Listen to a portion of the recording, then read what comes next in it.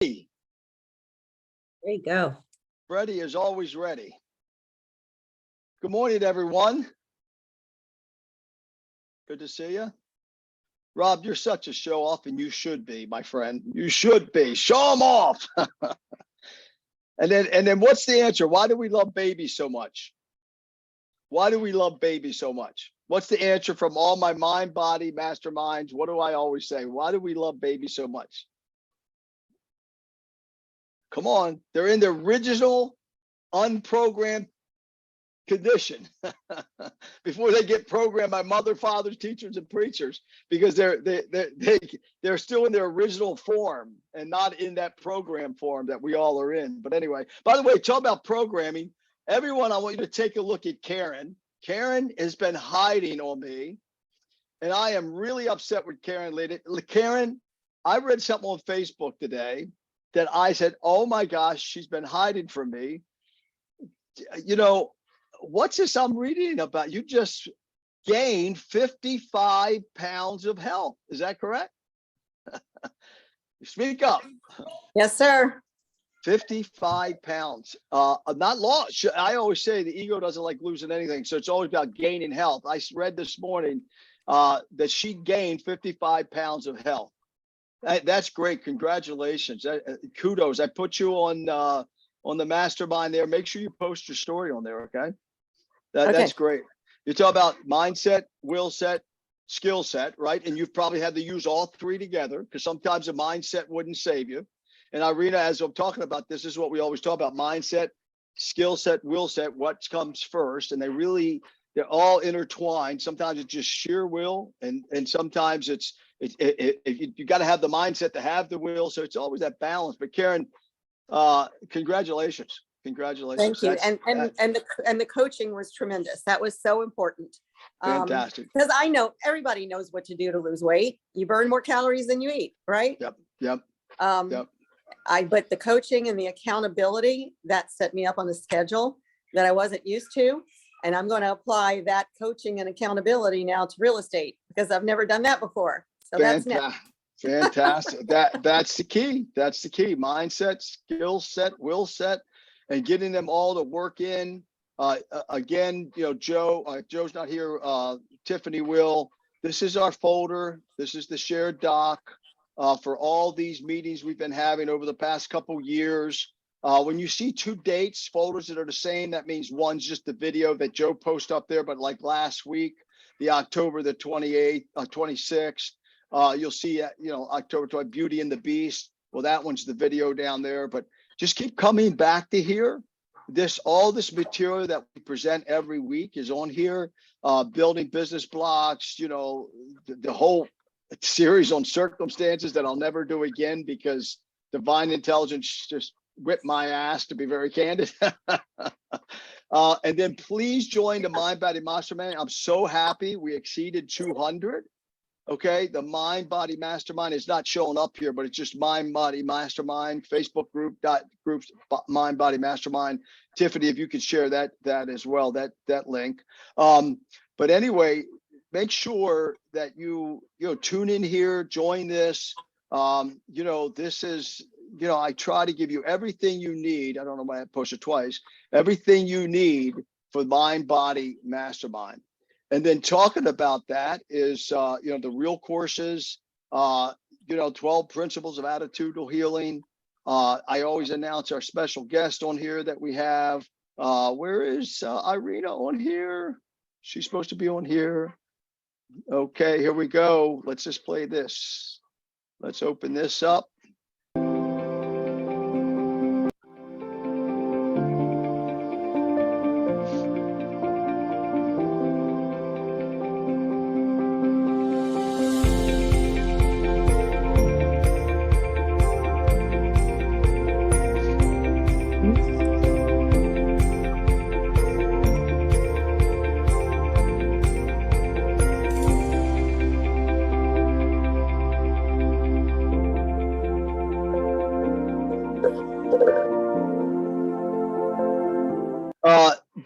Before we get Irina on, let me just play this. This morning, this came Right up, it's amazing how this morning this popped up right on my YouTube with notifications. I want to play this one for you because it reminds me of you, Irina, after hearing you speak the other day.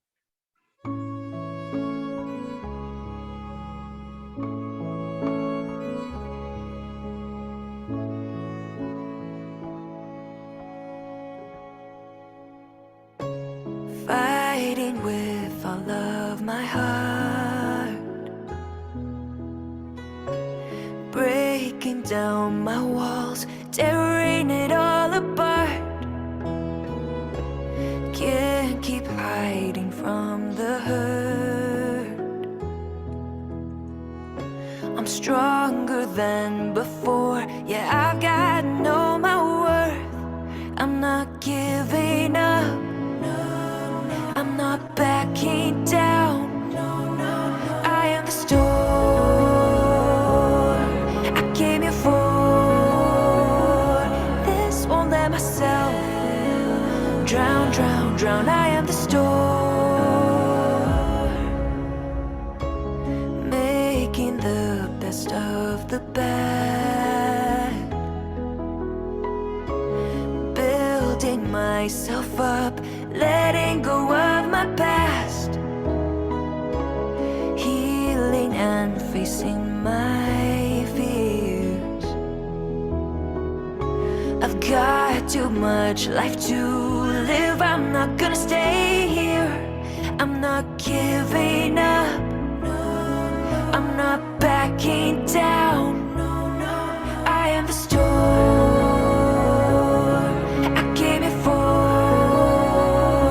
This won't let myself drown, drown, drown. I am the storm. Whatever comes my way, I know I have the strength. Embrace what I can't change and start dancing in the rain.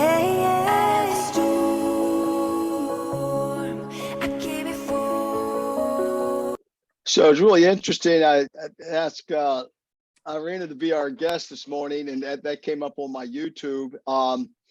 And just like, I always say on our calls is that we look at people, we look on the outside of us. And I watched Irina speaking to the group. Was Jessica on with us this morning, Jessica Baskis? Yep, there she is.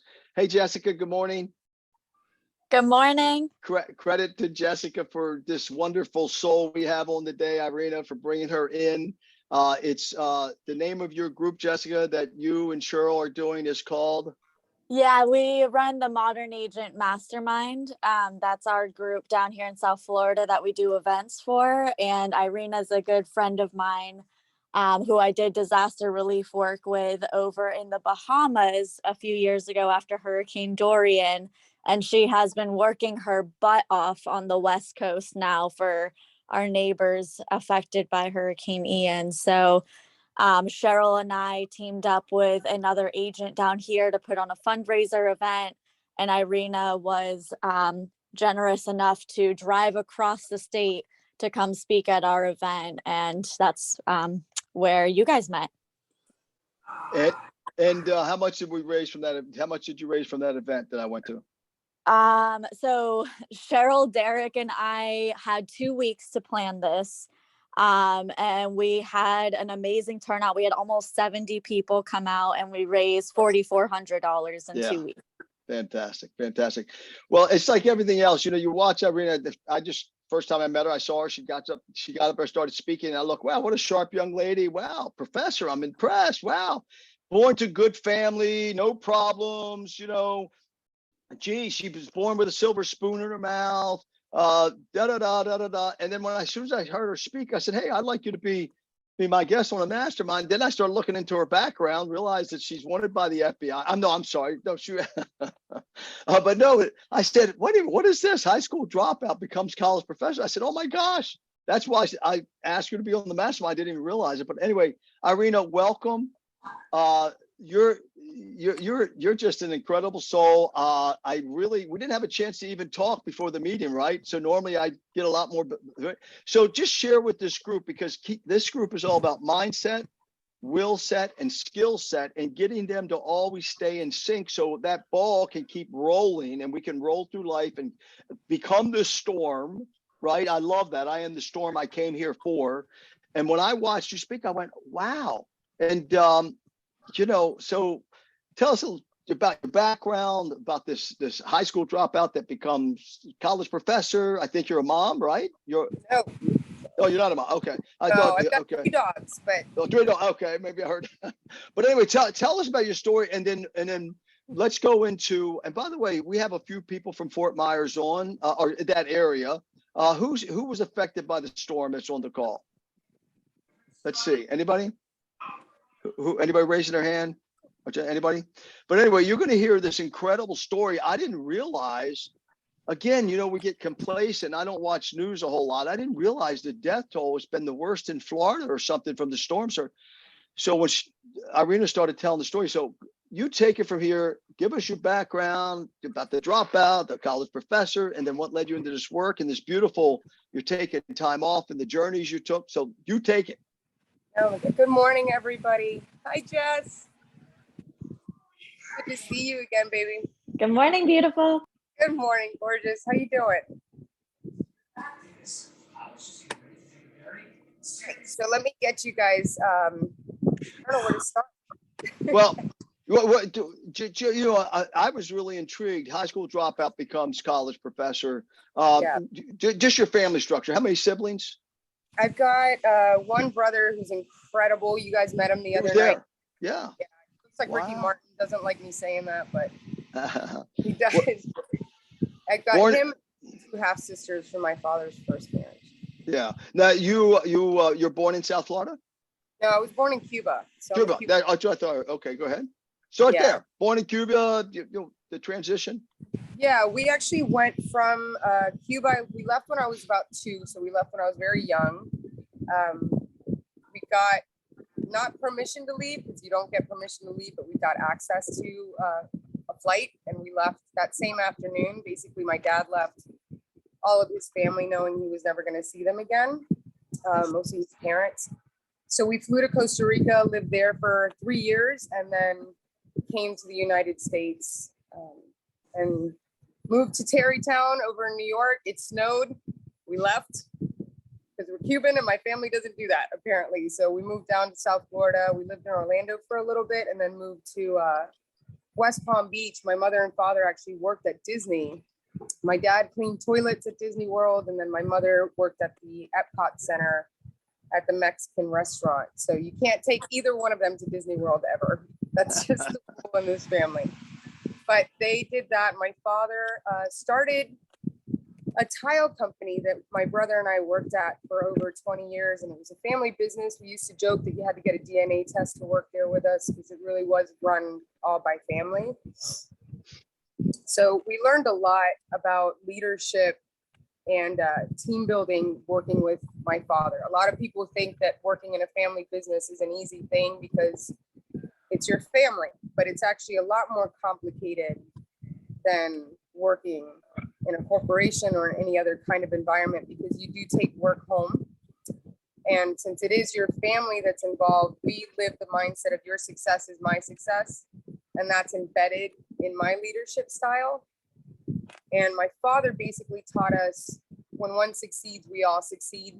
When one fails, you know, we pretty much all have to suffer that. So his leadership has been by far the greatest example of You know that philosophy right there. Just pause there a second. And by the way, your phone, I think you're holding, you're moving it a little bit, and or either it's the wind. A little bit of there. No, that's better. No, it's better. I think you're removing it maybe. But that concept is such a important concept that we're all connected, right? And that why success is not only an opportunity or not success is optional.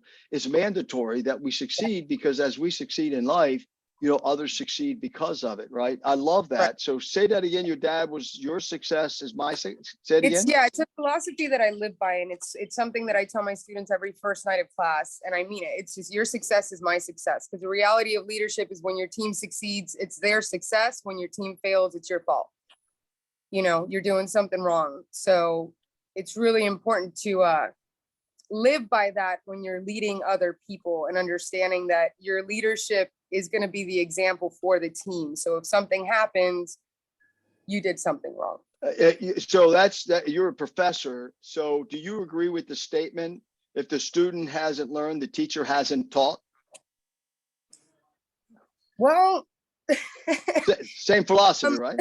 I'll be honest with you, and I do agree with that. I really do think that it is our job as professors to apply all of the tools that we have to help people and to help students learn. I do know in this world of technology, at least in my classes, cell phones are not allowed unless there's an emergency, and all cameras have to be on if we're doing Zoom classes, mainly because I want them to get to know each other and connect. And the way that you do that is face to face. And in a world of technology, if you can't see who you're talking to, you can't really connect with them. And the nonverbal is a very, very big thing.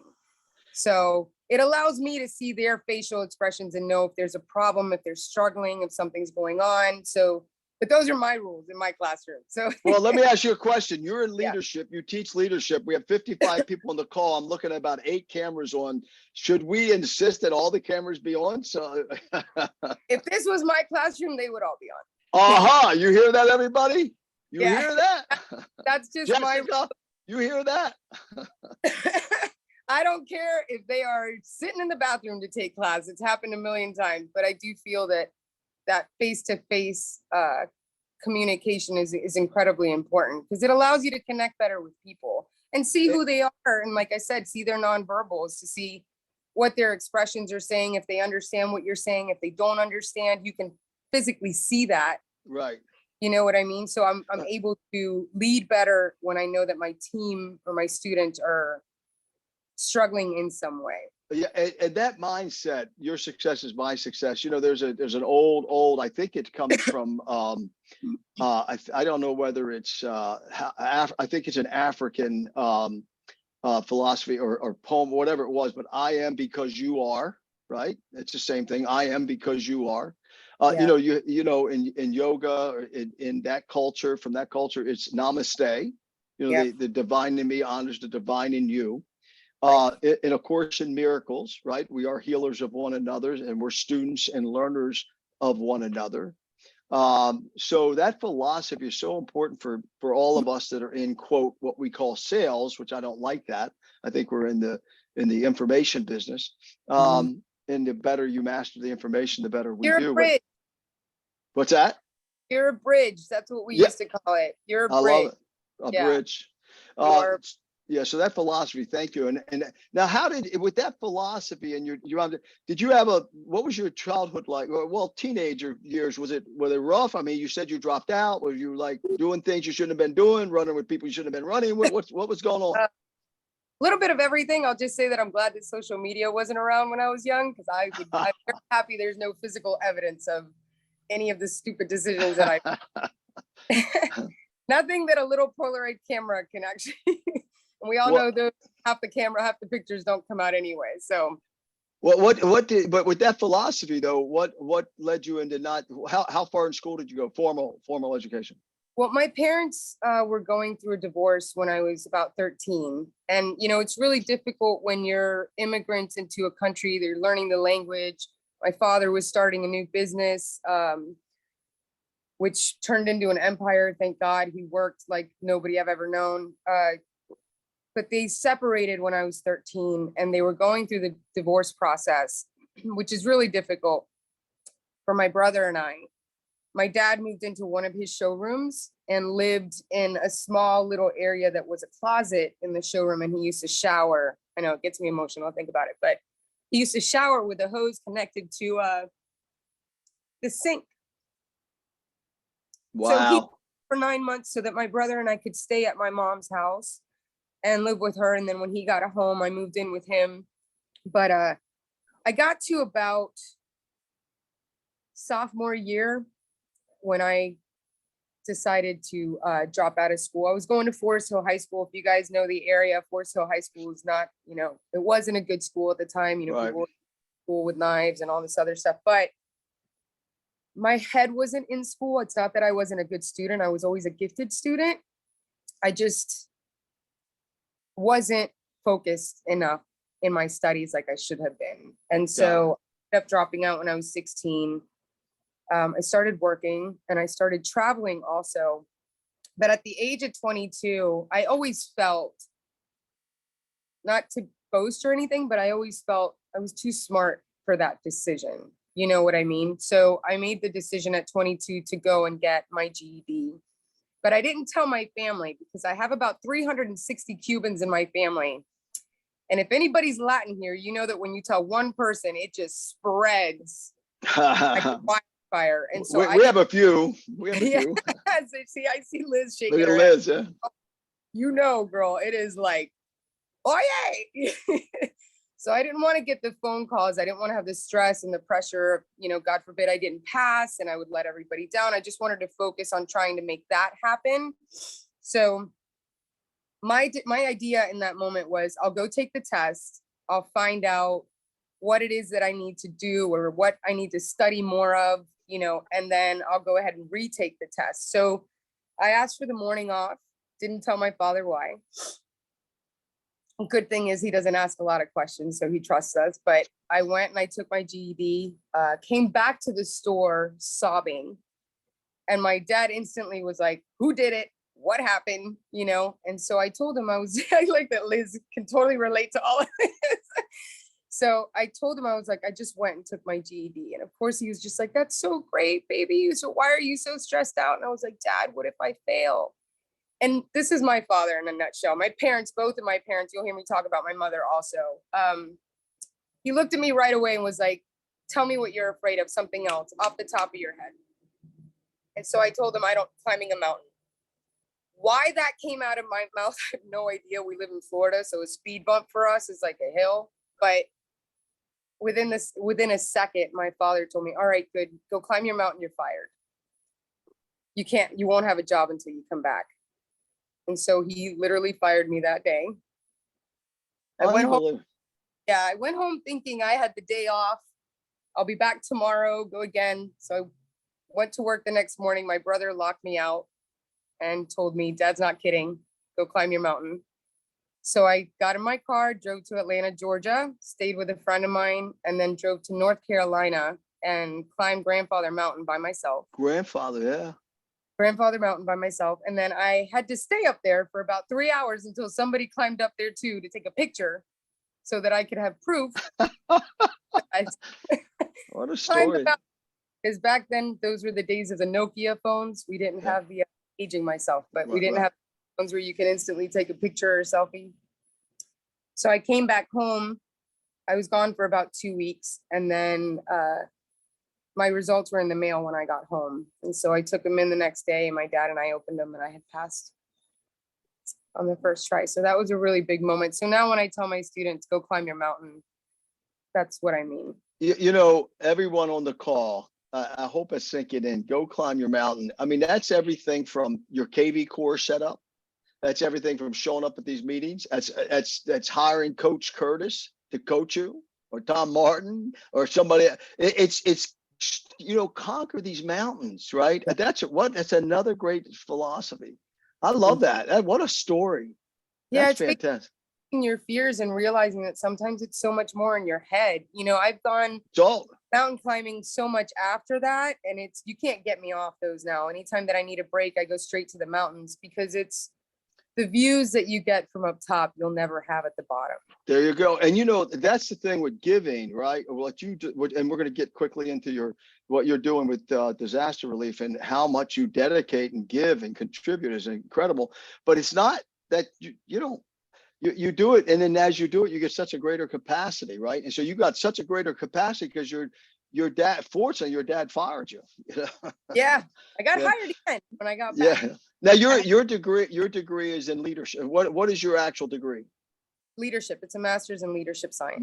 Master's in leadership science. Okay. Yeah. So yeah, and I got that because of my parents, because of both of them. I wanted to learn the mindset of a good leader and understand what separates a good leader from one that's not so good. And one of the things that I learned throughout my studies, and it's still going on, is what makes a leader is your intentions.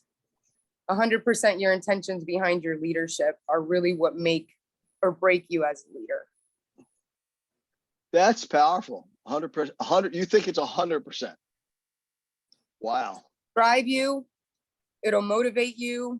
It'll set the example for your team. You know, so your intentions, they show in your work ethic, they show in your efforts, they show in how you treat people. So when you have bad intentions, it'll ultimately always come out. If you're selfish in your leadership, it'll show. If you're unselfish in your leadership, it'll show. That's powerful. That's great. And so now you teach where in Palm Beach? You're in Palm Beach. I'm actually taking the semester off now to be here. And so every time you've done disaster relief, you've taken a sabbatical. Yeah. And that's not all paid, right? Unbelievable. Not a bit. Wow. How long have you taken off now for Hurricane Ian? Yeah, we do 8-week courses. So as soon as the storm happened and I came the first weekend, I made the decision to drop the classes. And I mean, I've jumped in and taught classes for my fellow professors here and there. But yeah, I just need to focus, you know, so it's kind of with all the grading and all of the stuff that comes with teaching, it doesn't allow you to put 100%.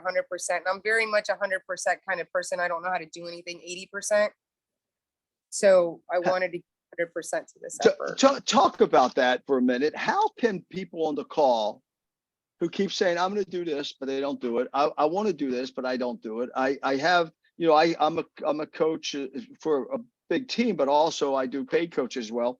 And I always get the same thing. You know, I want to, but I don't know why I don't, all that kind of stuff. But you just said, I don't do anything 100%. How can someone that's a 90%er get to 100%? How is someone who's just brand new to the business? It seems like they're at 10% when they're really not, but in their head, their mindset, they're only at 10%. But it's got to start with that mindset. I'm 100%er. How do you help your students and help us become 100%er? I do the $100 bill theory. I don't know if you guys have heard that, but it's basically I always crumble up a dollar bill because I'm not taking $100 bills into class, but I always crumple up a $100 bill and I tell my students all the time, you know, Angie, do you have a dollar? A what? A dollar? Give me 1 second. I'll do it with you guys. But you're in Fort Myers now, right? Yeah, I am. Yeah, I actually, I went home Wednesday for the fundraiser, got there by the skin of my teeth, and then slept for about 24 hours and came back. Wow. We're going to talk about that in a minute, folks. So hang in there. I'll show you the $100 bill mindset. And it's funny because I still get messages from all of my, like a lot of my students, and they'll always tell me I'm a $100 bill. So it's a matter of understanding that in the moment, giving 100% of yourself to whatever it is that you're doing, even if you're mopping the floors, you know what I mean? Just giving 100% in that moment. The next day you'll learn lessons throughout that process. And the next day you'll give a different kind of 100%. You know what I mean? All right, so I'll give you the $100 bill theory. So pretend this is $100. Do you want it? Yes. Why? Because I'd like to have an extra $100. Okay. Can I couple it? Okay. All right. Do you still want it? Yes. Yes, right? Why? Because I want an extra $100. Hasn't changed. It didn't lose value, right? It's still It's $100. what? It Yeah. didn't lose value, right? So pretend that this is my foot. It's like going through dirt, all that other stuff. And you do that in the class. You stomp on it, no? Every first day of class, we do the $100 bill theory. So do you still want it? Yes. Why? Because it's $100. Right. So then who sets your value? I do. Right. Yeah. So every single day you have a choice on being the $100 bill, right? So it doesn't matter if you get stepped on. It doesn't matter if you go through dirt. It doesn't matter if you get pushed down. Or, wow. Right. Curtis, have you heard that one, Curtis? I love it, man. I love it. So no matter what, it still holds its value, regardless of what it goes through. And so you have to make a decision on what your value is, and then you just live up to it. But you always taking your course. I'm going to come and take your semester with you. I'm telling you. We have fun. We have a lot of fun. I bet you do. I watched you speak. I mean, here you drove. You had just gotten there all the way from Fort Myers, didn't you? Yeah, I apologize for my smell. She was smelly. She was dirty. She was rushed over here to do that fundraiser. She sat up there like she just got out of a spa. No, I'm serious, Irina. I'm not blowing smoke. I mean, what, you know, in this philosophy that your dad has, and you're just so connected, right? And that's what we all need to be. That $100 bill mindset, I've never heard that. And I mean, I've been doing this 45 years. Wow, Yeah. that's cool. I love that. Well, I mean, my Um, parents always said, you set your value. Those are lessons that my parents always taught me. And so when I was going through some of the worst moments in my life, my dad would always tell me, you're better than this, you're better than this, you're better than this. And it was his encouragement and my mom's encouragement that really got me out of some very dark places and got me into making better decisions. Because when you have people in your life that are constantly encouraging that value in you, it makes you raise it. you know, that's interesting. You said that. You just said something that's very powerful. I hope everybody else caught it. You didn't say your dad raised your thinking that go do this, go do that. He just raised your value. That's that 100 bill thing. And that's where the mistake a lot of us coaches make or encouragers make. You know, there's, you know, in kind of the spiritual circle, religious circle, there's the spiritual gifts, right? And I'm definitely an exhorter, right? And an exhorter drives people crazy a lot of times. But a lot of times what we do, we try to get people to focus on behaviors instead of their own value. That was very powerful for me, by the way, just now. And a lot of my pushback has been from my followers, my own family. A lot of times I'm trying to get them to do the specific instead of them seeing their value. I really want them to do it to get their value, but as a leader, I need to really push the value instead of what they do to get there. Right. There's a And the big best difference. way to do that is really guiding people in the way that you want them, the direction that you want them to go, but allowing them to do it their way, and then praising it, and then correcting any kind of mistake that's being made with praise and constructive criticism, because there's a difference between constructive and destructive, right? So constructive criticism builds a person up, and the best way to give feedback is to always start with the positive so that they know what they're doing correctly, and then give suggestions when you're seeing the mistakes, like, hey, why don't you try to do it this way and let's see how that works, and then doing it together first so that you can praise them after, like, that was great, good job with that, you want to keep going like that, you know what I mean? So that you're raising their value, but you're also allowing them to add to that value on their own. Right. And we add value to ourselves every single day when we make mistakes and learn from them. Or the opposite. Right. We're you know, look, I always say that all of us would be sentenced to life in prison if we ever got put on trial for how we talk to ourselves and how we treat ourselves. Right. And you probably agree with that. And so how do for all the people on the call, how can they keep that $100 value for themselves every day with no variation? So no matter what's going on the outside, on the inside, they still have $100 worth of value. You accept your flaws. It's a beautiful thing to be perfectly imperfect, you know, and to understand what your strengths are, and then to also understand what your weaknesses are, but work on those weaknesses to make them strengths. Making a mistake, tripping, doesn't matter. Every single person does it. You know what I mean? It's just a matter of how you recover from it, and then how you sit back and go, all right, so you screwed up today, no big deal. You know what I mean? Fix it, and then be that $100 bill again tomorrow, because that's what makes you the $100 bill, is understanding, reflecting, and processing, right? So you have to understand your mistakes, and in order to do that, you've got to reflect on it. Like, what did I do right today? What did I do wrong today? And then you've got to process that to learn the lesson. Does that make sense? Once you process that, then you can actually adjust whatever behavior you need to adjust the next day, and just wake up with that $100 bill mentality. I'm going to give 100% of myself today to everything that I can, even if that means you give 100% to sleeping all day. You know what I mean? Like, you give 100% of yourself to whatever it is that you're doing, and the next day your 100% is going to look different. Does that make sense? Yeah, a lot of sense. Yeah, a lot of sense. I've told people that all, you know, where, you know, hey, listen, if you're going to be depressed, you know, just set a time limit. That's all. Hey, I'm going to take 10 minutes. I'm going to be depressed. I'm going to go out and I'm going to head my head down. I'm going to cry, whatever I got to do, but I'm going to come right back out of it, you know, and I got to get moving here. You know, that's the way I agree with you. That's fantastic. 100%. We have 10-minute rule that we set. I learned this during Dorian. Jess, I'm sure you can relate to this. When you're in this kind of volunteer work, the things you see are really difficult. And if you're an empathist, it's even harder because you empathize with people's feelings and you take it in and you internalize it. And so I started this rule during Dorian where I set 10 minutes on my phone and I will just lose it. Whether it's crying, throwing rocks at a wall, screaming, whatever it is I need to do to get those emotions out. But once that alarm goes off, it's time to get back to work. And then if I need another 10 minutes, 2 hours later, I'll set another 10 minutes because you've got to be able to process those emotions also so that you can continue working. Because if not, it'll exhaust you.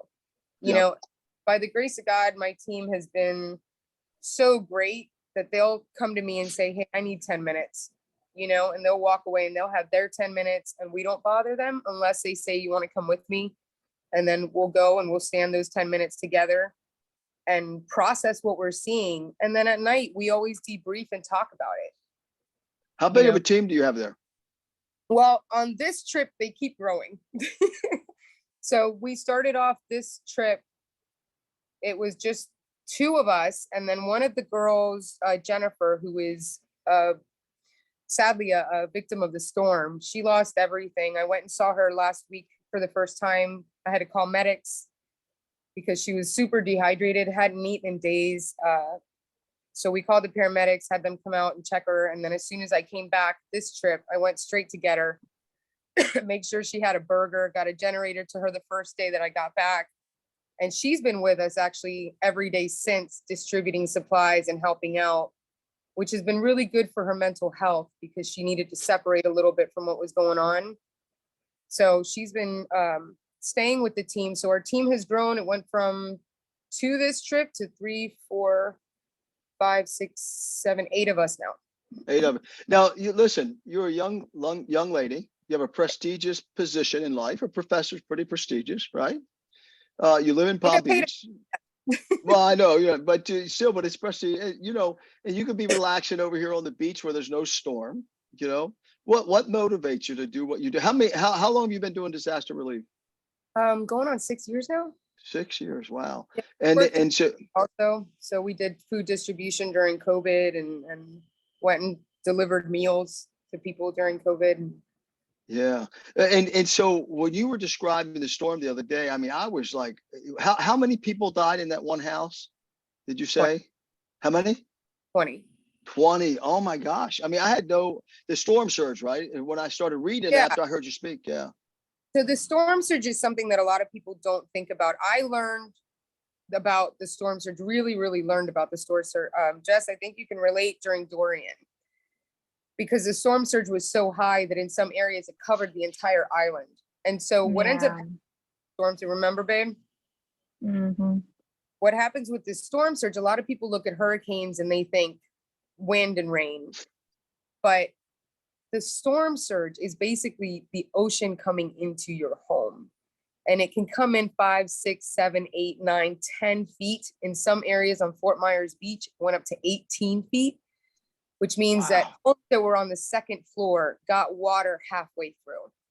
So if you would have been on the second floor of your home, if your house stayed, I'll say that, if it remained standing, you would have been halfway, at least to your chest, maybe if you're short as me, underwater on the second floor of your home. And that's salt water. So that means the ocean that you're used to visiting and sitting at and enjoying with your family is now inside your home and sitting there for hours. So it's not just one big wave. It is the ocean literally sitting 15 hours or more. Yeah, I didn't realize till after I saw you speak, and then I started reading up on Ian how severe that storm was, and they said the worst because of the storm surge. Yeah, it'll be Cat 5 for sure because of the destruction and the amount of area that it hit and the devastation and the amount it's going to cost. I think it's $200 billion in damages, and it's $200 billion in damages. When you see the Fort Myers Beach area, which we've been on a lot, actually we got off of it last night at 11. We didn't get home till almost 1 in the morning. And then, your mind doesn't shut off for a couple hours. You're planning for the next day, but when you go through Fort Myers Beach and you see the lives and the impacts, because we don't see structures that are down, we see people. And so we think about the jobs that are lost now, the homes that are gone. And a lot of these homes are generational. You know what I mean? They're handed down generation to generation. There's a lady, Magdalene, that I've become really close to. In her home, she had it for 45 years. And so the downstairs was her income. It was an Airbnb that she had built. She's 65. She had her social security. And she was basically like, Irina, I was just a grandma. Wow. Yeah. So now at 65, she's got to go back to work. And It's she has amazing. living in a small little trailer now over at her son's property. And she has to pay to rebuild because the insurance isn't going to kick in for a while. So I think that's another thing people don't realize, because, you know, I'll tell you this right now. The first two words that you never want to start a sentence with any of these victims is, well, at least. Yep. Well, at least you're alive. Well, at least you have insurance. Well, at least your family's okay. You don't want to start with that, because this whole situation sucks no matter what. You know, and it's common sense that people should be grateful that they're alive. But it sucks. It sucks to lose your home. It sucks to lose all the things you worked for. It sucks to lose your sanctuary, your safety, your cars, your can openers. I mean, we've been giving those things out, and you would think that we were giving people like a new life, you know, but even those things all got taken away and destroyed by the salt water. So even something simple as silverware, you know, it's gone. And photos, and I mean, oh my gosh, I just thank you for the work that you do. And Jess, if you could put in the chat, where can they donate to your agents for Ian that you were taking that night? I forget where I donated to. Where? Yeah, we can share the spot fund in the chat. It's still open. You know, Can you- all of the donations go straight to spot fund, 100% tax deductible, all the donations go to Third Wave Volunteers, which is where Irina is currently volunteering with. And the reason why we chose to partner with them was because they are grassroots. They are the organization that is the first people on the ground. I know Irina, we've worked together, disaster relief efforts before. And when she told me this was the group she was going with, I knew it was the right place to send the money to. Can you put that in the chat? Yeah, I'll go ahead and find that. Yeah, and then also, when you put it in there, then I'll push it out on my social media and LinkedIn, because what a cause. Tell us a little bit more about what's over there, and then I'm going to allow some time for questions on leadership and anybody else that. By the way, I just put in the Google Drive link and in the Facebook page, Mind Body Mastermind. Please join that if you're not a member. And then Jess will put in the link for the fundraiser. So what else? How long more will you be there? You say mental health break probably on Sunday. I keep extending though, right? Every time I'm like, hey, I'm coming until Tuesday, and then I'm like, okay, I'm just kidding, I'm staying till Sunday. So it's really hard to leave, because when you go home, you take this with you, and then you just realize there's so much work and so much aid that there's just people that need help with everything. And so when you know you're able to help in some way, even if it's taking meals. I mean, something as simple as that. We went to a community the other day, seniors, they were 55 and older, a lot more in their 60s and 70s, and we were the first people to bring them meals all day. So had we not driven down that street and loaded up our cars with hot meals, they wouldn't have eaten that day, because their cars are gone because they were underwater. So they don't have access to vehicles to go get supplies and get, food. wow. So we've been making it a point to get meals to them now every single day to make sure that they have lunch and dinner. But even driving around, but I will tell you this, the disaster tourism thing is a real thing. People do drive around aimlessly taking pictures of the destruction, which is, in my opinion, extremely disrespectful. If you're gonna go and help, or if you're gonna drive around, load up. Like, load up on water, load up or on money. Yeah, load up, yeah. But even the money part, because that's not seen.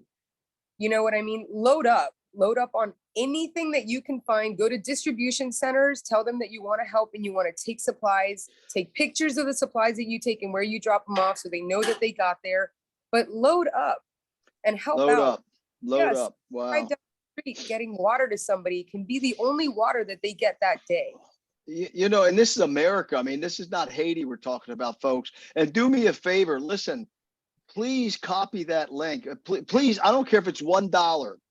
Yeah. Just step out and do something, please. And then copy that link that Jess put in there and put it all over your social media. You know, let's not just be sitting around not taking out. Let's be $100 bill here.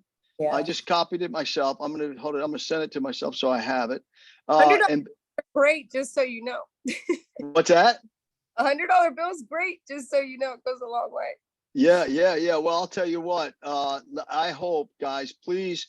I'm doing this right now, so I can copy that link. Contribution link. I do want to Fred, I also go ahead, Jess. oh, sorry, Irina. I was just gonna say for people, because I know at our event, Irina came and spoke at it, and there was quite a few people who showed interest in actually going over and Yeah. volunteering and being boots on the ground with Irina. That's also a need. So even if you just have a few days, that's like it's amazing what you can accomplish. I mean, they're long days, they're Yeah. they're a lot and they're heavy, but if you're somebody who has maybe more time than money to spare, you can go ahead and reach out to Irina directly and she can set you up with some volunteer relief efforts. Yeah, there's so much. I mean, even loading up a box truck, that's what we did for hours yesterday, so much so that we got like heat rashes from being in there. But even loading up a box truck to help out and go distribute supplies is a big deal. I mean, just any little thing. But I will tell you, you've got to be very patient. And when people want to talk to you and tell you their stories, just listen, because you may be the only person that they're venting to in that moment. And, you know, people need that right now. They need that support, that hug. They need that. And I will tell you this, I've worked with a lot of NGOs, the nonprofits, and Third Wave is by far going to be my home for a while. I love Allison's leadership. You know, she thrives on your strengths, and then she just lets you go, which is great because in this kind of work, you can't be micromanaged. You know, you can't have somebody hovering over you and telling you what to do and like making you feel uncomfortable. And what I love about her is that she will recognize your strengths as a volunteer, and then she will just let you go, and she will trust you 100%.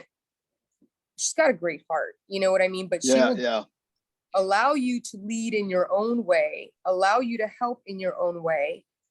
And if there's anything that she ever needs to guide you on, she will guide you in a loving way. So she is boots on the ground. She is getting her hands dirty. She's not somebody who just sits around and tells people what to do. She is in there with us. And so she's walking door to door.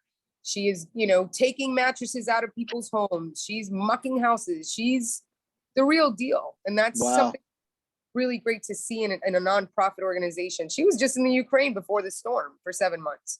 Wow. So, that's fantastic. Any and question? where your money goes, which is really important. So when you donate, you will see where it ends up, which is a big deal. Can I tell them about the solar lights? Is that all right? Yeah. Go ahead. And then I want to start put your questions. If you have questions on leadership or anything, or about the storm, about the fundraiser, go ahead and talk about that. And by the way, Jacopo, you're putting a direct message to her. That was nice. She's saying super. Make sure you hit to everyone. Because there's a couple comments in there was just directed, hit everyone when you chat. Any questions, make sure you put it in there. And someone gave you a mic drop. Deep, thank you. There are some questions in the chat. Krista had okay. a good question. Krista, what's your question? Basically, my question is, you know, we have listing agents and we have a lot of condos, not a lot, but with furniture. And I've always thought, instead of putting it out to the curb to be going on a landfill, how can we get, you know, beds, couches, you know, I think those things should be useful, and I don't know how to get them over there. Well, I mean, we could probably coordinate that.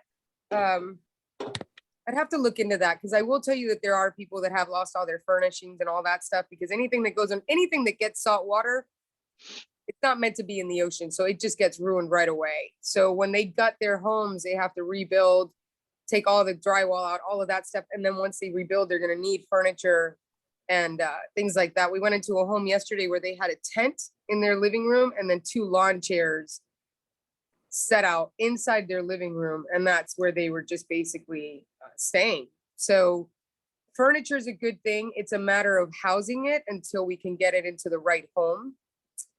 But that is something I can definitely look into.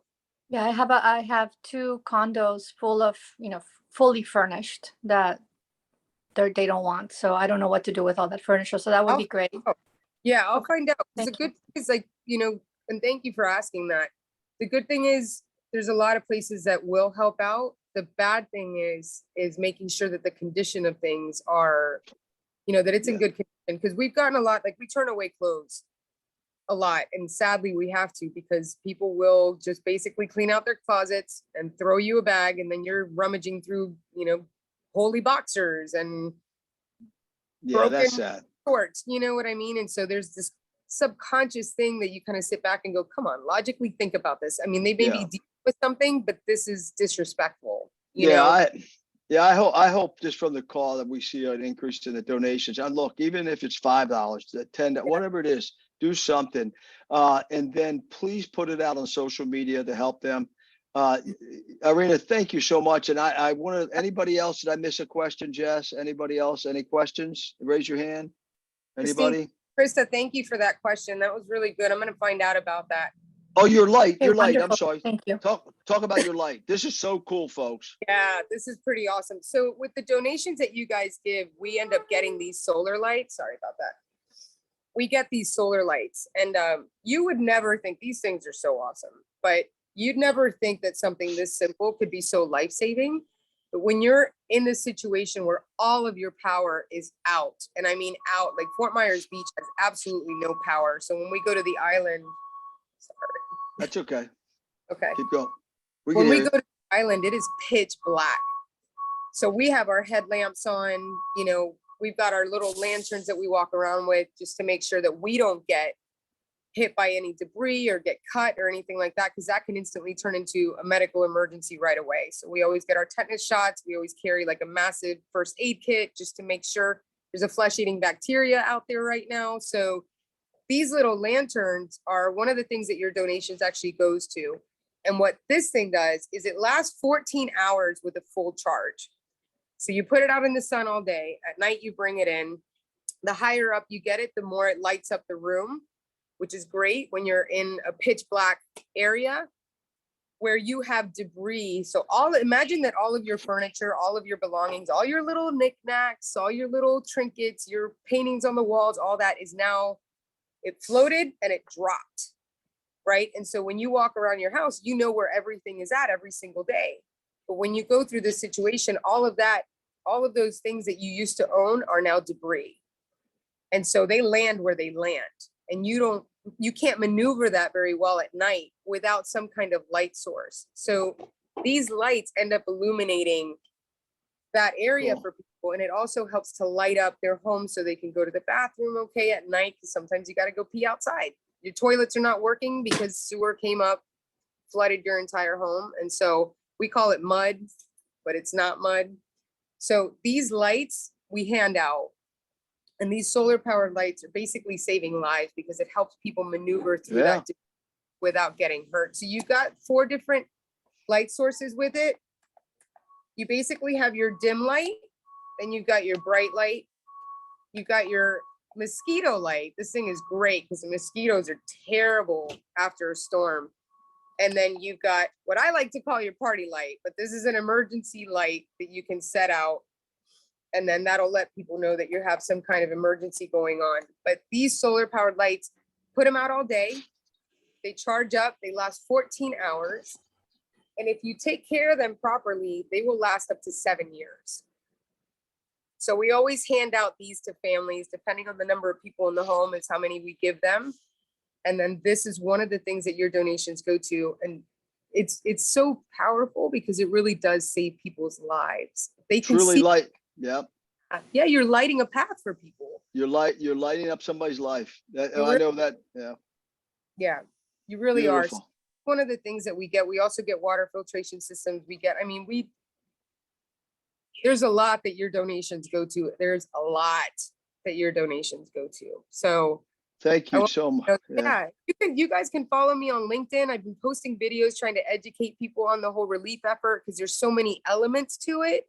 It's not just going out and distributing. It's not just mucking out people's homes. There's a lot of administrative to it. There's a lot of empathy that goes with this work. So I've been trying to educate people on the process of relief efforts and what happens with these storms. Once the media goes, that's it. You know, the stories die, and we want to keep that alive. Are they there now? I mean, Who? have they stepped out now, the media? I mean, they'll do stories here and there, but it's not the way it should be. And, you know, I wish that they would tell people's stories more than anything else, because we've Right, heard right. so many stories on people being heroes. There was a store over in Linda Loma. There was a gentleman, so the water got up to 7 feet in Linda Loma. So if you're 6 feet tall, you would be underwater. And so this gentleman was in a wheelchair, and he was paralyzed. He can't walk. So his neighbors swam across the street to his house to get him so that he wouldn't drown. And they saved his life. They put him up on the kitchen counter and they saved his life. You know, and these are the stories that people just don't talk about. There's so many just regular people that are going around and they're saving people's lives. That's And cool. yeah, we had another one, Brian. That's what you were saying, Fred, about the 20 people. So our friend Brian, I call him our friend Brian because he's become a very, very good friend. He actually helped fix my car the other day. But our friend Brian, 20 of his friends decided to do a hurricane party because they weren't taking it seriously. And they all ended up drowning on Fort Myers Beach. All 20 of them drowned in a home. They couldn't get out. So that was a massive loss of life. So when you see the number of deaths, multiply that by 20. So we've got thousands of people that are gone, and thousands of lives are just never going to be found because they were swept out to sea. So there's going to be a lot of families that aren't going to get closure in these situations, which is another really sad aspect of these hurricanes. Because once that water in, it has to go back out. So when it goes back out, it takes everything with it. It's like a massive rip current, and it'll just drag everything that it can out to sea. And a lot of that is life. That's amazing. I just posted. Evacuate. Like, don't mess around. Get your stuff. Get your dogs. Get your family, and evacuate. I just posted your Facebook and your LinkedIn on the chat. Everybody, go ahead and friend Irina. Irina, thank you just so much for, you know, who you are and being $100 bill all the time. I just have good parents. That's all I tell everybody all the time. I was just raised by really good parents who taught me to love people and give back and do it with all my heart, you know. So I'm very fortunate to have a mom and dad that taught me to serve and be of service to others. Yeah, and if you have small children that's like, especially 8, 9, 10, 11, you want to change their life, get them, take a weekend journey over there and go get a truckload or rent a U-Haul trailer and load it up with water and start going out and handing out and listening to these stories over there, and you'll impact your kids' lives forever, right? Forever. Just make sure, I will tell you this, if you're going to bring your kids, just make sure that they are wearing long pants, get them boots, because there are nails. We've stepped on so many nails. Thank God we have the boots that we have, but you want to make sure that they are, even if it's hot, doesn't matter if it's 100 degrees, you want to make sure that they are properly dressed for this situation. And then also make sure that you don't allow them to get into the debris, bring a medical kit, all of these things, because these things are really important. These kids that have come out have learned some life-changing lessons throughout this process because they're serving a community that needs that support. But you also want to make sure that you take care of your team and that you make sure that they're properly dressed and prepared for what they're getting into, because this is a disaster area. Fort Myers Beach looks like a bomb was dropped on it. And basically, so you got one standing in a neighborhood that had 50 houses, and now there's only one standing, you know, so that's a reality of the storm. Well, thank you for what you're doing over there. We got the link in there again. Jess, can you where's the donation link? Here it is. Let's just post that one more time. I'm gonna copy paste it. Please put this all over your social media, and let's be a big part of this. Jessica, thank you for really bringing this to the group. And Cheryl, you on? Where's Cheryl? Cheryl, thank you. Cheryl was on this morning. I don't think okay. she had a class, I believe, But to teach. But yeah, Cheryl and I and Derek Francois from another brokerage kind of just really last minute came together, and it was a crazy busy experience. But Irina, we are just so impressed by your work, and we're so grateful to partner with you and continue to support your efforts. So thank you guys so much. Thank you to everybody who has donated. The really cool thing about Spot Fund is it's 100% goes to third wave. Yeah. So it's fully You'll tax deductible too. We have these little trolleys that we carry around with us. If you go on my LinkedIn page, you'll see it there. We give them names. So we've got Erica and Ruth. So everybody's always like, where's the Erica? And they're basically these little carts that we take to the beach, those big little fold out carts. And we load those things up and go door to door. Like right now, we're actually handing out mosquito traps, which you would think those are like adult candy right now. So we're taking mosquito traps door to door, making sure that people are, getting the proper treatment of these mosquitoes, because they're mauling people right now and they're carrying all of these diseases and all these things. So we're trying to take care of that, but we go door to door. So you'll see where these donations are going firsthand, and you'll know where your money's going. And I will make sure that it gets put to use as well. I know Allison always does. So if you want to volunteer and be a part of my team at any point, I would love to have you. The work that we do, I'm telling you, there is not a paycheck that would give me this kind of satisfaction. You just get so much reward from these people, and they are so grateful for any little thing that you do. So it's a beautiful experience. You walk away with a full heart. A lot of sadness, but with a full heart.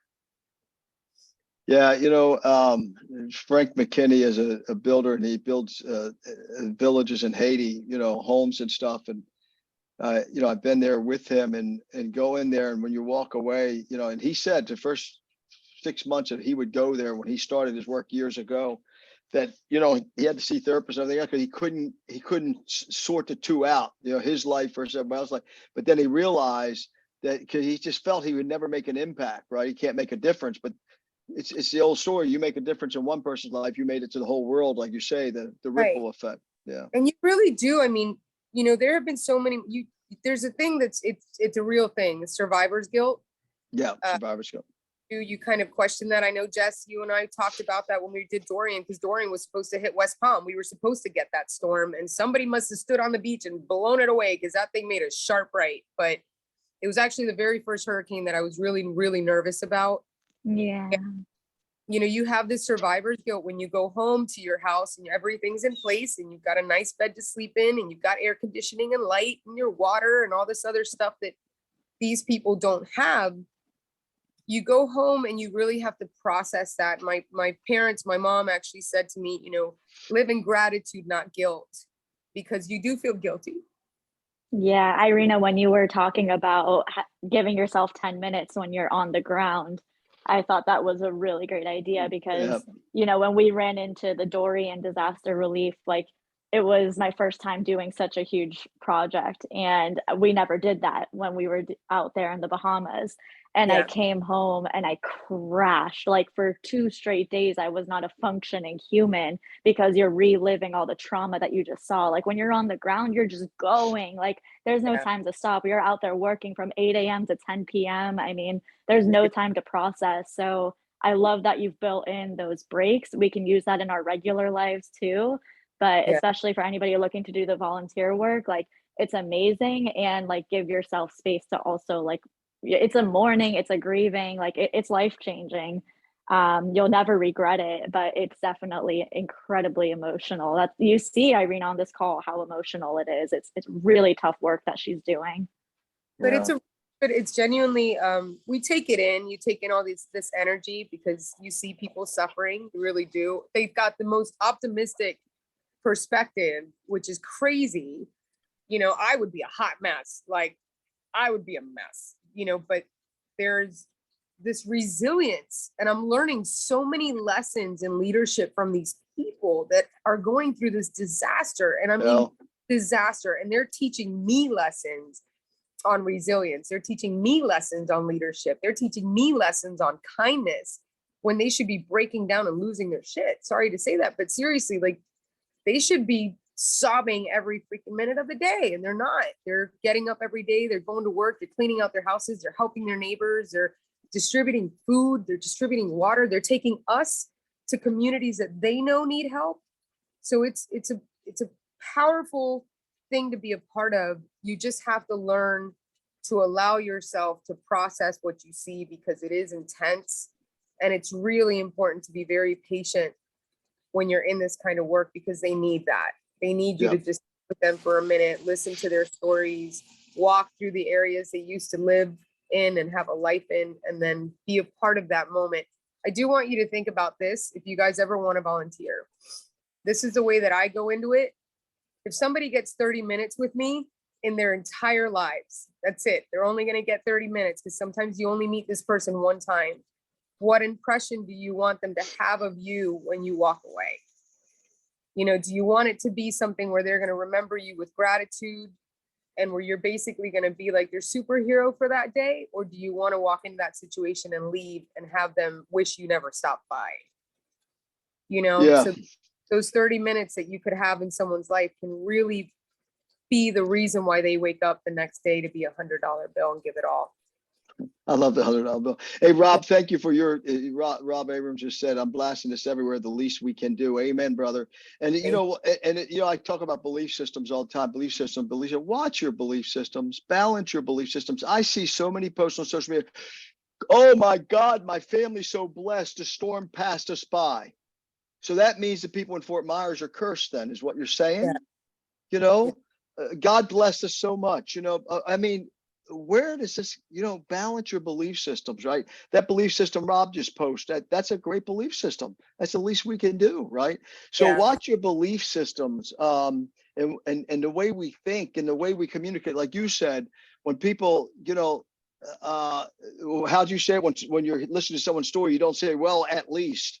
You know, well, at least you're alive. Well, at least it doesn't matter. It sucks. Like pictures of your parents that you're never going to get back are gone.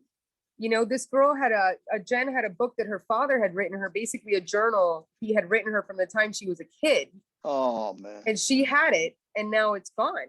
It's full of mold. She's never going to be able to read those words again. And that you can't replace, you know? So when you sit back and listen to somebody telling them, well, at least you're still alive, it's an ignorant way to think, because you're not living that situation. And so you're basically minimizing their struggle and their loss and their grieving and their PTSD, which is going to come later. Like once they get a storm, I can guarantee there's going to be a lot of people that are going to be hiding in closets the next rainstorm, you know? So there's a lot that comes with this. And when you just tell somebody, well, at least, you're minimizing that disaster that they lived through and the trauma living through, you know? So it's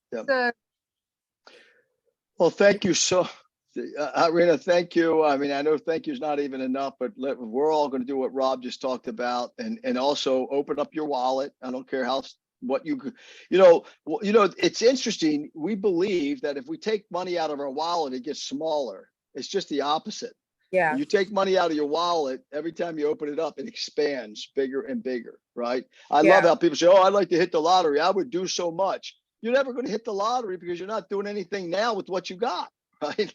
And even if you hit the lottery, the way that you get good karma is to give. Yeah, that's it. Don't give too much. Don't tell your family. And I don't care.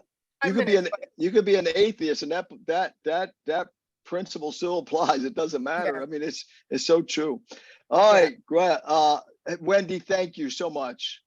Thank you. There you go. Speaking up. I love it. Thank you so much. All right. Well, Irina, any other questions? Anybody want to talk up? We didn't miss anything in the chat, right? Okay. If you guys ever want to volunteer, go ahead and you can reach out to me personally, and we can always set up a team, come down here for a weekend. I'll make sure that you're safe.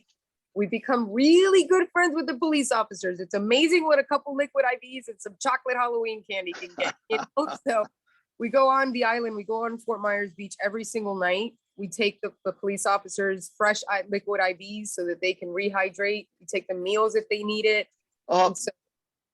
Yeah. They help Is us there, keep us is safe. there an address to mail something to? Because, you know, like yesterday, not that I want to send a bunch of candy because I'm kind of into health a little bit, but, you know, like Publix, I went in yesterday there to have all the candy at half price. I should have bought about 10 bags and sent it over to you. That's What's a that? good- Thank What's you the for that. address? What's the going to- address? Is there an address we can ship something to? I can get that for you for sure. I can definitely Yeah. send you information. We got a couple distribution centers that you can send stuff to, and you can always put it under my name and they'll know that it's for us. We've also we've had a couple people want us to get supplies like for the first responders, like the liquid IVs and stuff like that, to help them out and to help us out. We've been drinking those things probably like 4 or 5 times a day just to keep us hydrated because we're nonstop. But they've actually just been sending stuff to us so that we can go and pick up the supplies. We always send pictures, let you know where it ends up, all of that stuff. But we actually had a friend yesterday who donated $100 to us to go pick up some liquid IVs at Costco. We got 4 packets of them. We ran through 3 of them in one day. So we handed out 90 liquid IVs yesterday to some of the people that were devastated that looked dehydrated, and then the first responders. And Yeah, yeah. If you can get me an address, that'd be great. We'll put it out to the entire group and we'll do like a you know how people do gift lists, a gift list, you know, like for weddings and other baby showers.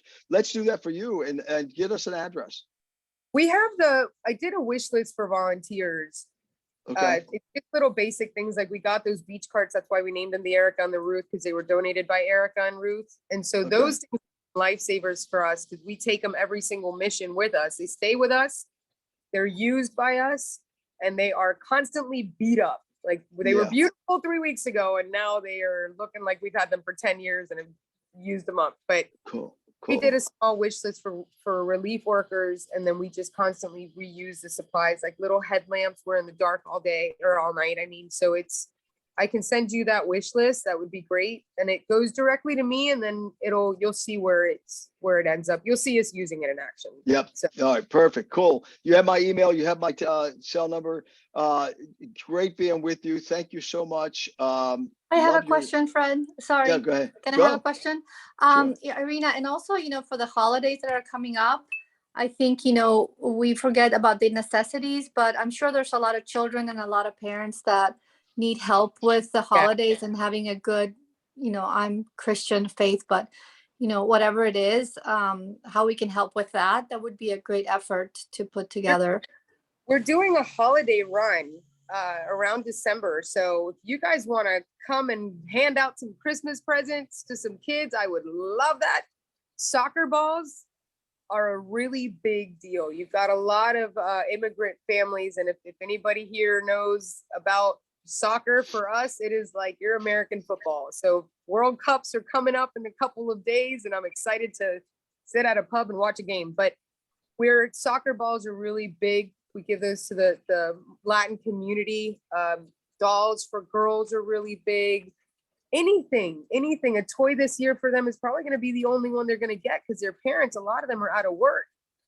So, and if not, they're working just to rebuild their homes. There's a lot of migrant communities right now that we've gone to help that are living in tents because they're so afraid of being deported. So they're living outside of their mobile homes in a tent with 10 people, so we've been making sure that they're being taken care of also. But the kids could use a little bit of love, and definitely during the holidays, I think it would be really special to provide even a Christmas tree for a neighborhood, that they can put out at a park, and something simple like that will really allow them to have some kind of normalcy during the holidays. So if you guys want to help out with that, we could do a whole drive here and come together. I would love to help Irina, with that. I love that idea. So if maybe Krista and a few of us agents could get together and collect Christmas donations, and then could we go over there with you, Irina, and distribute them out? But we got to dress up. That's amazing. Yeah. Little elves are a bunch of little Santa Clauses, but we got to dress up because that's been the fun part. We've been wearing like the most random socks, people always kind of cheer up when we show up. So if you see pictures of me in the same outfits, I'm sorry.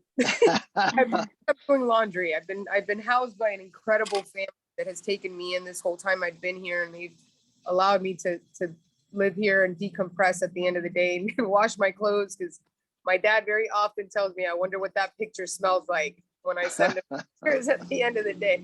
But it would be awesome to get a team of you guys here and do some Christmas good. That'd be Yeah, we'll great. do that. We'll do that with Jessica for sure. And one last question, and this is about leadership, Irina. Yeah. Were you always a leader, and was that in you because of your dad? Or I'm just trying to translate into like other leadership opportunities.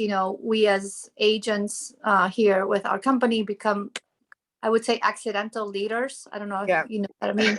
And it's kind of hard because, anyway, I don't know what I'm trying to say. I'm just wondering, where that came from, and if there's anything that we can read about being an accidental leader and becoming a leader. That's such a good question. So I always tell my students to always pay attention to every professor that they have, because regardless of whether they're good or bad, they're teaching you leadership strategies, right? They're either teaching you what to do or what not to do. And so for me, it wasn't just my father. My mother is an incredible leader as well.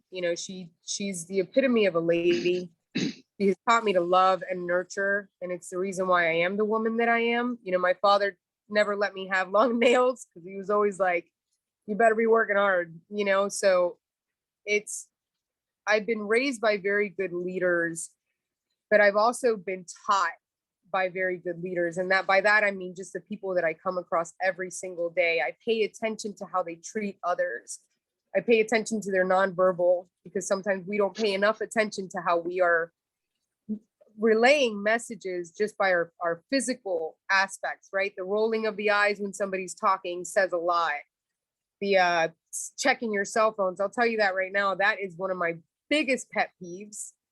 That's why my students do not have their cell phones on the desk, because I want them to connect. And when you're having a conversation with someone, but you're staring at your phone, you're telling them that they're not important. So that simple thing is a leadership strategy. Like, you got to think, how would you want someone to lead you? Something as simple as them checking their phone while you're trying to have a serious conversation with them. It makes you feel invaluable. And so the one thing people want to feel always is valued. And that makes a good leader. Your intentions behind your leadership makes a good leader. You've got people, I always tell my students, you've got people like Martin Luther King, and then you've got people like Hitler. They were both phenomenal public speakers. They were both phenomenal leaders, unfortunately, but they were, the difference between their legacy was their intentions behind their leadership, right? So your intentions behind your leadership, to be a good leader, every single one of us has it in us. It's just, you lead in different moments of your life, whether you think so or not. You lead your family, whether it's waking them up, making breakfast, getting them out the door in a safe way, that's leadership. You lead yourself every single day when you have to commit to tasks and you've got to follow through with them. That's leadership. So it's just paying attention to everybody in a very different way, looking at them from a different perspective and reflecting on what that person taught you. I have a journal from all of my professors, which I'll never show anybody. I'll probably burn that thing at some point, but every single professor that I've ever taken is in that journal. And every single lesson that they taught me about leadership is in that journal. And there are professors that taught me about leadership by their lack of leadership. Wow, that's cool. Yeah. Yeah. So just people pay attention to how they make you feel, what makes you want to follow them, what makes you not want to follow them. Write that down. And then whatever they do that you don't respect, do the opposite. Cool. That makes sense? Yeah, absolutely. Thank you so much. Absolutely. And I can send you a list of amazing books that I have read that send it to me and I'll get it out to everybody. Yeah. Anyway, Irina, I just loved the way that this call went. When I heard you speak, I said, I got to get you on. And then when I read your bio and I said, oh, wow, I'm really interested for this call. I'm glad we didn't get a chance to speak ahead of time, because the surprise element was great. I love the $100 bill thing. Last night, I think I sent you a text at like 10. Yeah. That's because we've been in places where we don't have service. That's we've what I actually figured. taken walkie-talkies with us to make sure we can communicate with one another. But I got your message so late, and I was like, I'm not calling him right now. Yeah, I would have been in bed. You wouldn't have got me, Yeah. but it's okay. Oh, great, Irina Jessica. and Fred, I just want to say, I mean, the donations are literally pouring in, which I know wasn't even the Oh, point of this call, fantastic. but I mean, I've Fantastic. talked to Dr. Allison a lot, and she's going to be so blown away. Like we thought that our donation efforts were done, you know, the event was over, and she's going to be so thrilled. What did we raise this morning? Thank you, Rob. Go ahead. We've raised hundreds of dollars more already in just this last hour. It's insane. Fantastic. Rob, go ahead, buddy. That $100 bill story, the motivation thing about dragging yourself through the mud and getting back up and everything, that $100 bill should be put into the fund by everybody on this call tonight. I love it. I love it. That's what you did, right, Rob? See, he's not saying to do it. He did it. I'm going to do it. I'm going to match yours. Who else is going to match Rob? I am. I am. Come on. Who's going to match Rob? Deep. Pay attention. I promise Deep. you, I will put that to good work. All right, we're gonna. There's a really good question in the chat. I just want to make sure we don't miss. Carolina Bell said, "What's your biggest why to do and continue to do what you're doing, Irina?" Great question.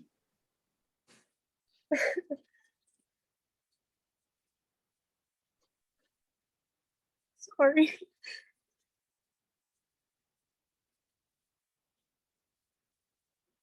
We're all one storm away from losing everything. We really are. Like all of these people would never expecting that in 24 hours their life would be so dramatically changed, you know, losing their jobs, their homes, their cars, their family members. My biggest why is I pray that the day that we get hit by a storm, somebody will take care of my parents. There you have it. That's a great answer. I'm trying to earn that karma by doing what I'm doing, to be honest with you. I would want somebody going to my mom and dad's house if I couldn't, to take them food, take them water, help them clean out their homes. That's just, I'm trying to earn that back. Wow. Because That's we fantastic. really are. We're one storm away, you know, and there are so many parents that I'm coming across where their kids are out of state and they can't come. It's a beautiful thing to be able to help out and just try to help somebody else's family when they need it most, if they can't come and be here for this, you know. So it's that's my why. My family's my why. Oh, that's beautiful. I just wrote in the chat, $100 match. Who is in? Come on. I'm in. Thank you so much for having me today. Seriously, I really appreciate it. If I look like garbage, it's because I slept like 3 hours last night. Thank you, Steph. Steph is in. Steph is in. Who else? Come on, before we wrap the call up. Irina, thank you. Who else is in? Come on, let's go. Who else is in? Aw. I'm in tears. Krista's in. Yay! Krista's Pretty in. good. Michelle People- Ridgway's in. Come on. And who else? Come on, let's see. Let's get 10 of these. Come on. Come on. Who else is in? Deep. Come on. $100 in. Let's do it. Yeah, Deep is in. Yay! iPhone 13's in. Who's iPhone 13? Lori's in. Fantastic. I'm in. Laura's in. Who else? Who else? Come on, let's get 10 of them. 10 more. I mean, 1, 2, 3, 4, 5. We got 5 more to go. Who else is in? Come on, $100 in. Let's do it. Thank you, I Rob. promise it will be worth it. Come It will on. be- Five more. 1, 2, 3, 4, 5, 6. Fred, we got one more. We got Alina too. There you go. All right. Jacopo's in. Twist her arm. Jacopo, yay! Who else is in? $100 match. The link, where's the link? Let's see, the link is up above. $100 match. Carolina, thank you. What do we got? 2 more. Let's keep Yeah, going. we need to bring you down here. You know, let's see, where's the fundraiser? Here we go. I'm gonna copy it again. And by the way, you know what? Since you all did that, I'm in twice. How's that? I'm in twice. Yeah, let's I'm in get you guys twice. over Thank here, you. you know, because you want to know something. When you see it firsthand, it's a very different experience than the pictures that people are showing. Can I share something? Yes, yes. Let me share something with you guys. Share content. Oh, by the way, there's a 4,800 of a 10,000 goal reached. I'm going to be in twice now. I'm doing 200. Anybody else want to match my 200? Come on, 200. Let's do it. We still got a long way to go. I didn't realize this, Jess. Guys, we got to do it now before the dollar is not valued much. Let's Go. He's not kidding. 352. We should have. All right, how do I share this screen? Go down at the bottom, hit share screen. Okay. Let me see. Continue. I don't know why it's not Okay. letting me. I want you guys to see this image. Why isn't it letting me share the screen?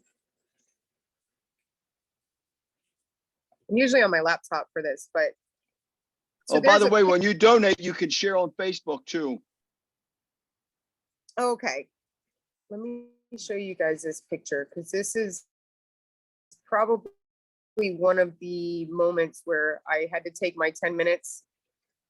We drove by this house. Tell me if you can see that picture can you see it? Let's see. You see it? Yep. Okay, so do you see how all the Oh walls? my gosh, unbelievable. If I zoom in, can you see it? Yeah. Do you see her clothes hanging in the closet? Yep. Look at that. Like nothing happened. That's crazy. Isn't that insane? I think when we drove by that home, we all took a 10-minute break. Wow. Wow. Wow. Reality of this story, you start thinking, did she survive? Where is she? What happened? Like, it's just, that's the reality that's happening right now. Just her clothes sitting in that closet, like nothing happened. Oh, wow. Hey, listen, guys, thank you so much. With $5,289 of the $10,000 goal, and there's a couple more coming in right now. Keep it up. Get this out to your social media. How did that happen? It was 5,200, but then it went down to 5,089. How did that happen? Anyway, let's hit that goal. Get this out to your social media. Gee, it was 5,200. Did someone withdraw? Anyway, I don't know how to. I'm seeing 5,089. I didn't see 52. I thought, but that's still insane. Literally, yesterday we were at 44. Yeah. I mean, we told Dr. Allison that we believed the spot fund was done. She's going to be so blown away. Well, Thank you, Irina, for sharing your story, and Fred Yes. for hosting. Yeah, absolutely. Thank you so much for having me, and thank you for You're allowing welcome. me to do about this, because it's really become a part of me. I carry this with me in my heart. I really do. Thank Jessica. We can tell, Irina. We can tell. She's so passionate about this. And also, I'm going to get in touch with you because I love Krista's idea about doing a Christmas themed drop or getting over there. We could probably get a group of agents over there for the day. And we could all go out there and make a pretty big difference together. This is how special this community is. I'm coming back for my birthday because I want to spend it here. Like, I really do believe that the way you start your year is the way I genuinely want to be in this community with these people, and I want to spend my birthday with them. I want to celebrate that with them because I love that.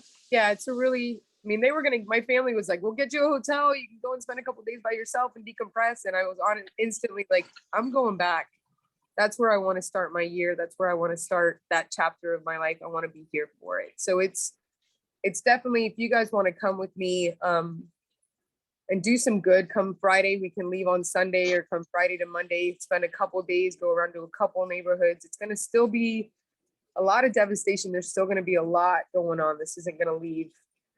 Thanksgiving. So there are organizations that are going to be doing Thanksgiving drives. I can find out about that for you guys. Yes, please. It is going to be a day that I am going to spend with my family, because that gratitude, I definitely need to, I really need to be grateful for them, to be honest with you. So, but Thanksgiving, we're still going to be doing a food drive wherever we are anyway. But Thanksgiving, they are going to be handing out meals. So if anybody wants to come that weekend also, I can figure all of that out for you and then give you places where you can go and help for the day. It's a 3-hour drive, 2.5 hours, I think, from Miami, Fort Lauderdale area. It's about a 2.5 hour, 3-hour drive from West Palm. So you can make it a day trip if you really wanted to. Some people have. Well, listen, Irina, thank you so much. We're going to wrap up, and we're going to have you back on some leadership after you're back, and things are back a little bit to normal. Thank you so much for all you shared, that $100 thing. I can't believe I've never heard that, and neither has Curtis, who's been coaching for many years also. That was fabulous. I love that. I'm going to be using it a lot. Yeah, I hope you do. You know, let people set their own values and I love it. raise them up. Always raise their value. You know, Yep. you do words of encouragement. Yep.